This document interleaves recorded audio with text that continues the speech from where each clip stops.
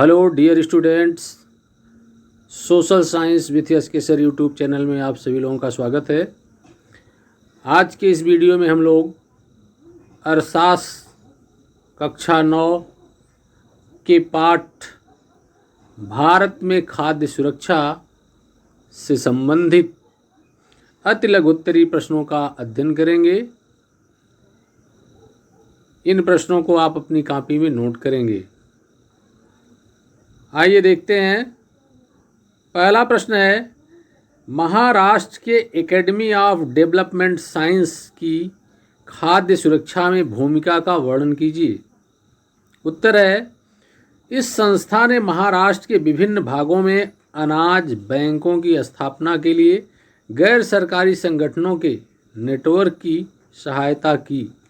यह संस्था गैर सरकारी संगठनों के लिए खाद्य सुरक्षा के विषय में प्रशिक्षण और क्षमता निर्माण कार्यक्रम का संचालन करती है। अगला प्रश्न है, सार्वजनिक वितरण प्रणाली की विफलता के मुख्य कारण बताइए। उत्तर है, सार्वजनिक वितरण प्रणाली की विफलता का मुख्य कारण अखिल भारतीय स्तर पर सार्वजनिक वितरण प्रणाली की खाद्यान्नों की औसत उपभोग मात्रा 1 किलोग्राम प्रति व्यक्ति प्रति माह है। बिहार, उड़ीसा और उत्तर प्रदेश में प्रति व्यक्ति उपभोग का आंकड़ा 300 ग्राम प्रति व्यक्ति प्रति माह से भी कम है। अगला प्रश्न है, सार्वजनिक वितरण प्रणाली को किन आधारों पर कड़ी आलोचना का सामना करना पड़ा है। उत्तर है, सार्वजनिक वितरण प्रणाली को अनेक आधारों पर कड़ी आलोचना का सामना करना पड़ा है। अनाजों से ठसाठस भरे अन्न भंडारों के बावजूद भूखमरी की घटनाएं हो रही हैं। भारतीय खाद्य निगम के भंडार अनाज से भरे हैं। कहीं अनाज सड़ रहा है तो कुछ स्थानों पर चूहे अनाज खा रहे हैं। प्रश्न 4, सहायकी कोष्ठक में सब्सिडी क्या है।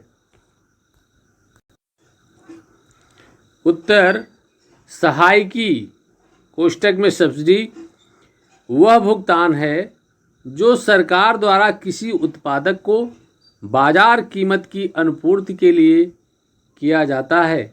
सहायकी से घरेलू उत्पादकों के लिए ऊंची आय कायम रखते हुए उपभोक्ता कीमतों को कम किया जा सकता है। अगला प्रश्न है, न्यूनतम समर्थित कीमत में वृद्धि से किसानों तथा फसलों पर क्या प्रभाव पड़ता है। उत्तर है, न्यूनतम समर्थित कीमत में वृद्धि से विशेषतया खाद्यान्नों के अधिशेष वाले राज्यों के किसानों को अपनी भूमि पर मोटे अनाजों की खेती समाप्त कर धान और गेहूं उपजाने के लिए प्रेरित किया जाता है, जबकि मोटे अनाज गरीबों का प्रमुख भोजन है। धान की खेती के लिए सघन सिंचाई से पर्यावरण और जल स्तर में गिरावट आई है। अगला प्रश्न है, भारत में राशन व्यवस्था की शुरुआत कब हुई। उत्तर है, भारत में राशन व्यवस्था की शुरुआत बंगाल के अकाल की पृष्ठभूमि में 1940 ईस्वी के दशक में हुई। इस अकाल में 30 लाख से अधिक लोग मारे गए थे। हरित क्रांति से पहले खाद्य संकट से उबरने के लिए 1960 ईस्वी के दशक के दौरान राशन प्रणाली पुनः जीवित की गई। अगला प्रश्न, उचित दर वाली दुकानों से क्या तात्पर्य है। उत्तर है, राशन की दुकानों में जिन्हें उचित दर वाली दुकानें कहा जाता है,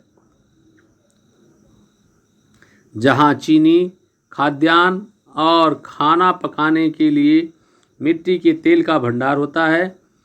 ये सामान लोगों को बाजार कीमत से कम कीमत पर वितरण किया जाता है। अगला प्रश्न है, अकाल को परिभाषित कीजिए। उत्तर है, अकाल उस परिस्थिति को कहते हैं जिसमें किसी क्षेत्र या देश की जनसंख्या का बड़ा भाग अल्प भोजन और कुपोषण से ग्रस्त होता है, जिसके कारण भूखमरी जीवन का साधारण अंग बन जाती है। अगला प्रश्न है, स्वतंत्रता से पूर्व अकाल के पड़ने के कोई दो कारण बताइए। उत्तर है, अकाल के लिए उत्तरदायी कारण निम्नलिखित हैं। नंबर 1 है खाद्य की अधिक कमी। नंबर 2 है विनाश, चाहे प्राकृतिक हो या मानव निर्मित। नंबर 3 है ब्रिटिश सरकार की दमन नीतियाँ। तो इस प्रकार से आपने देखा अति लघुत्तरी प्रश्नों को, आप इन्हें नोट करके याद करें।